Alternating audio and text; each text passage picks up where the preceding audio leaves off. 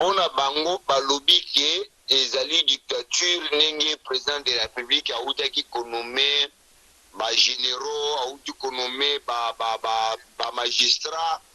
On a bango esenglaki ndeko premier ministre oyo azaki na Katanga oyo akendaki ezali na constitution ezali te ke bauti ko violer constitution ya mais lelo tobetaka lisolo ya MPRD FCC ese komi na mpona suka nango bientôt la ekokomiki kanambe baokanga ye omoni Kabila akoma kobanga ata kolala na ndako na ye azolala lisu na ndako na ye te akoma kokende kolala na bakartier na basite donc bainformation nyonso wana toza nango donc FCC na motuna na yo baza na esika moko te bientôt la FCC ezolimwa na République démocratique du Congo malgré bamarche basali wana ezali soni kaka ya bango moko ezali soni ezolakisa deja ke bazali komema mboka na biso na dictature maintenant état de droit ekoti na mboka bakomi siko komo. Bonjour, bonjour mesdames, mesdemoiselles et messieurs, amis fidèles téléspectateurs de la 3 www.congofrance.com. Merci pour votre fidélité. Vous êtes partout dans le monde. Vous avez belé à travers cette émission. To solo la pona Congo bozala Kinshasa Matadi Lubumbashi bozali na Matadi bozala Kolwezi bozali partout botala émission na biso to solo la pona Congo lelo na ba pona bino Papa Peter Mokendi depuis Durban donc bozala kebele botala biso tikete kimi ankolo engela o mabota mwa bino bozebele toujours au botala émission na biso partout dans le monde. Honorable Peter Mokendi, bonsoir. Bonsoir, ndeko nanga Yannick Kwenge mutu atondi na Bunzambe. Ya, bonne santé.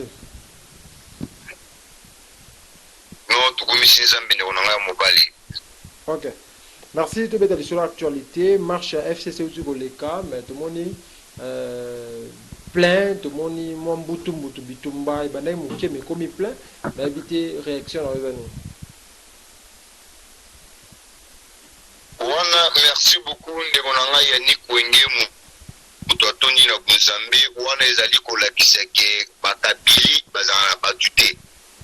Bakoki jamais kobengisa le peuple congolais ndenge tomonaki na Lamuka ndenge tomonaki bandeko ya Kash basalaki mobilisation na bango sans kopesa mbongo pona komona ke stratégie ya bato ya FCC ezala kaka ke pona bango basala manifestation moko ya bango ezala kaka ke il faut balaka bato bandeko wana tolandi bango na bokebi ya koloba ke bamobilisaki bango ke basala ba marche mais marche wana bayebi kutu signification ya marche nango te tellement balakaki bango ke bakopesa bango soki ba 10 000 francs c'était comme ça que bandeko babimaki mais en réalité ta bakomi sur le terrain baye kokuta ke ba 10 000 francs oyo balakaki bango ezalaki lisusu te à partir de cela nde omoni bitumba oyo ebimaki tellement bandeko na biso ya FCC soki FCC baza bantu oyo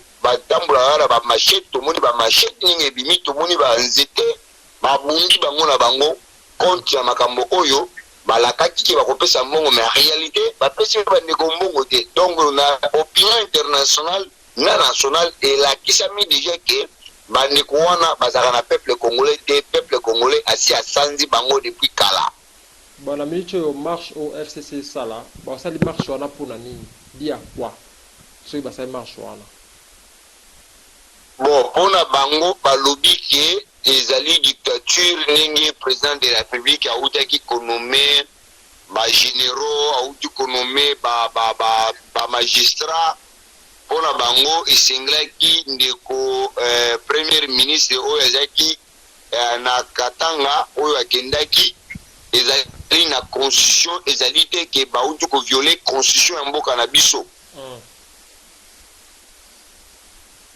Ok, merci beaucoup. Automatiquement oyo azotikala sur le terrain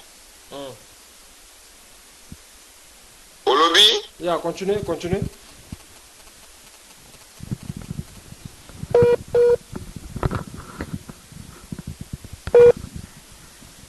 ya continue honorable continue pona bango balobi ke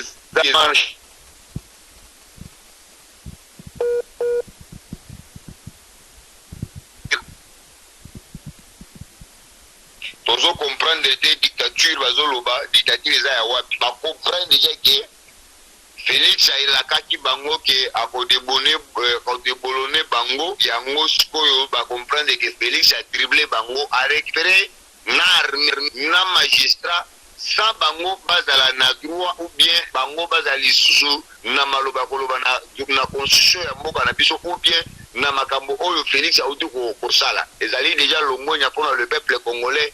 Kabila na batu na ye bakanisa yike bakolekela Félix mayele mais Félix alekeli bango mayele na sagesse na intelligence. Mais jusque là tomonaka ka premier ministre azoboya ordonnance wana oyo président Fachi asalaki balaki alobi na absence na ye atikaki moto intérim te comment bako signer bisinya signer ayebi makambo wana te ayebi te kosuka siko ndenge nini entre président Fachi na premier ministre. Président Fachi Azali qui voté par le peuple congolais. Premier ministre, il était nommé par le président de la République. C'est-à-dire, il y a ce qui a été Moutou Makasi, président de la République, à Kobenganaye, à Kolongolaye. Donc, Ezali, le premier ministre, Azos, Lingakusa, Bamakele, le Wanate, Oyebi, Kebango, Bakinda, Rabango, Bazana, Mokonsina.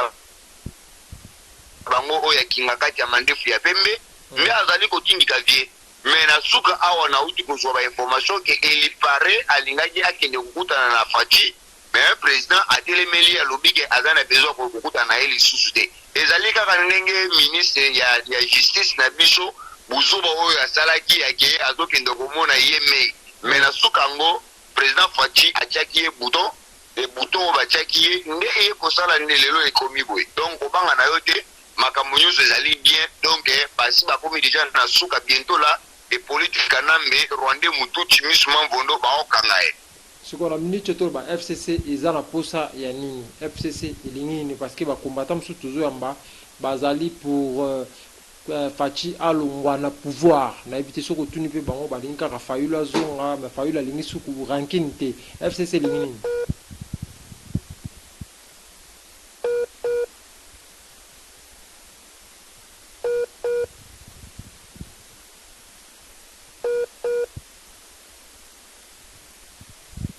Ya, mesdames, demoiselles et messieurs, ya. Président, vous pouvez répondre, FCC,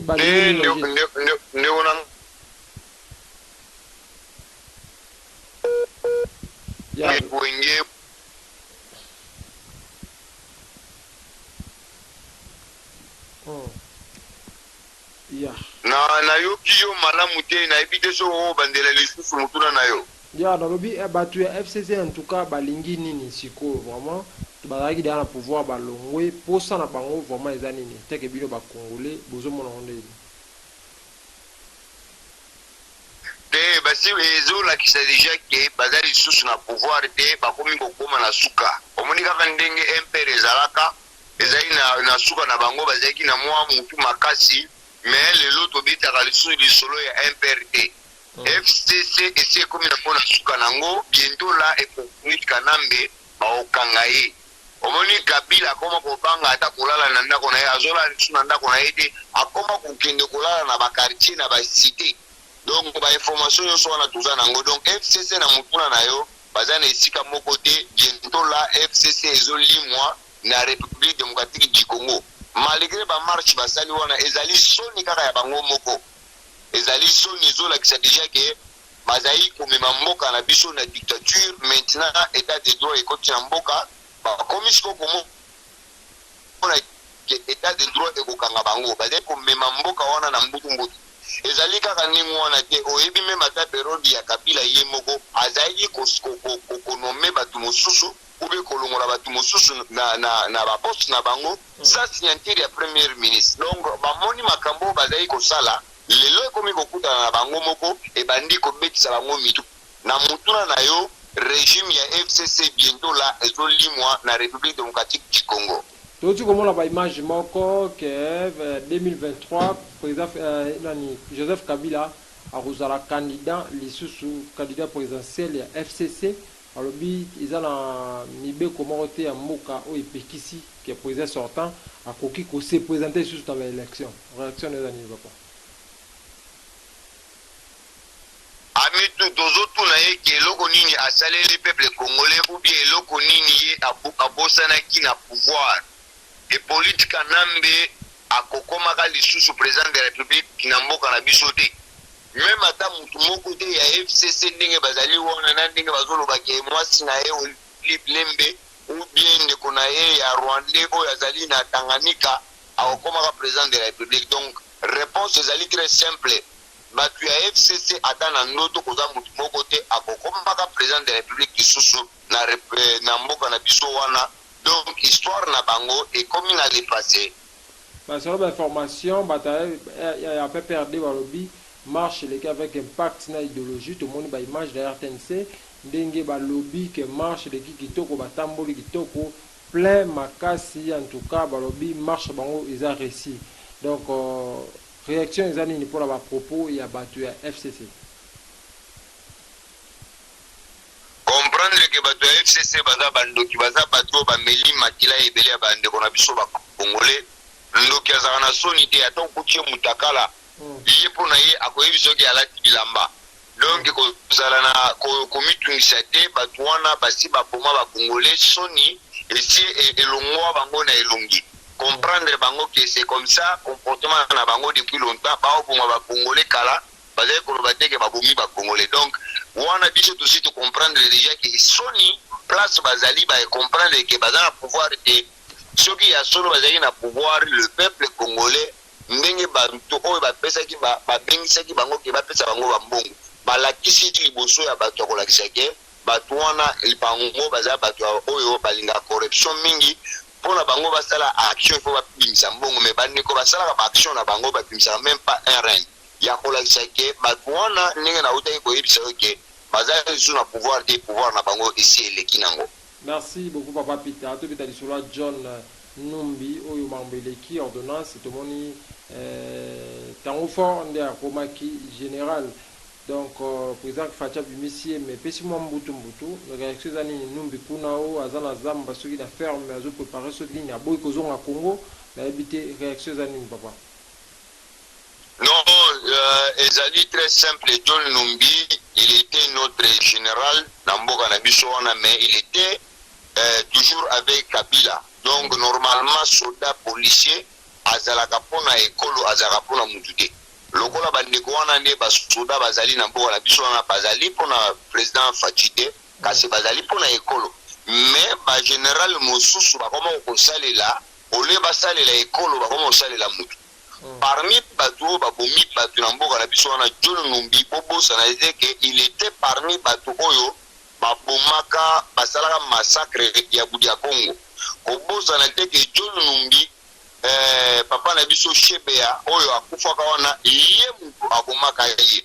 Donc pona ye bazaki déjà na likopa na bango il faut ba éliminer Fachi.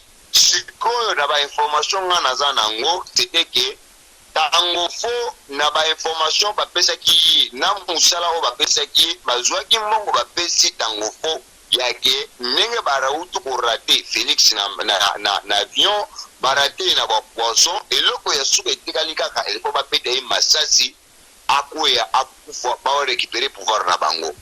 Et il paraît yake tango fo amisi akizwaki mbongo ndenge bapesaki yeye abengi président de la république ya koyebisa tala ndenge bandeko oyo bazali kolinga basala na makambo mosusu ezali koleka na est wana ezalaki John Numbi. So na makambo na bango bazali kosala ndeko na biso ntango koko wana akendaki kofunda bango epai ya président Félix. À partir de cela Félix a comprendre que donc bato bazali na baje mosusu.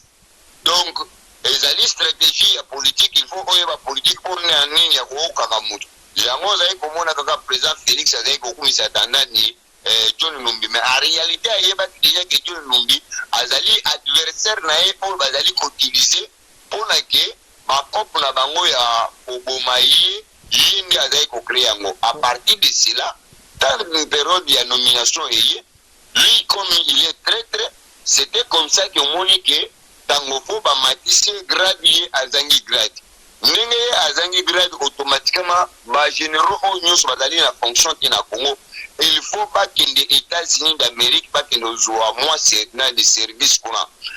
Il y a déjà azali na ba sanctions contre les États-Unis d'Amérique. Donc il y a moi au moins qui étant premier ministre a penga qui ba que na Kinshasa a boy parce que yebi na États-Unis a okende que ceux qui na États-Unis automatiquement na Kinshasa ba kokangaye.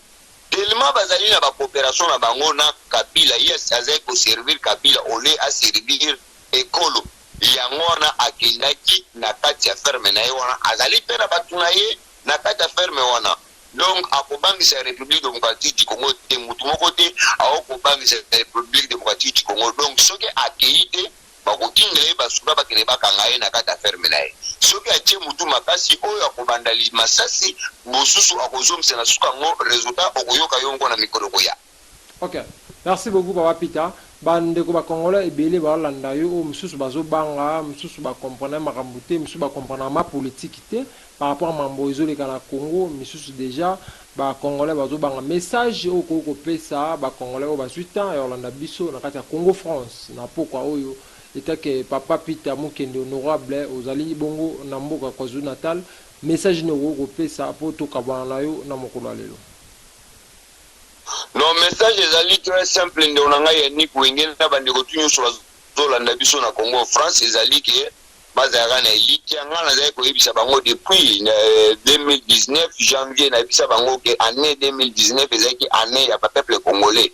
Donc elite ezali déjà pour na biso ba congolais et politique nambe na bandi na ye mobimba bazali susu na pouvoir na Congo te na lobby na répéter ngo lisusu dans quelques mois awa 2 mois awa liboso okoyoka ke politika nambe bato bakokanga ye ezali kaka basoda oyo bazalaki pembeni na ye parce que basi bapesi ye déjà ultimatum ya koloba ke basoda tu nyonso bazali na kingakati epo balongwa na kingakati bapesa ye bapolisier oyo bakobanda koprotege ndenge constitution na biso elobi c'est-à-dire basoda oyo bakozala na kingakati wana oyo bakobima wana nde bakoya kopesa bakonzi oyo bazali kotambwisa mboka na biso kopesa sikoyo ba information ya koyeba ke biloko nini bibundeli nini ezali na kati ya zamba kuna banani bazali na kati ya kingakati wana a partir de cela bakoyeba façon nini ya koatake epolite na kotia ye na se.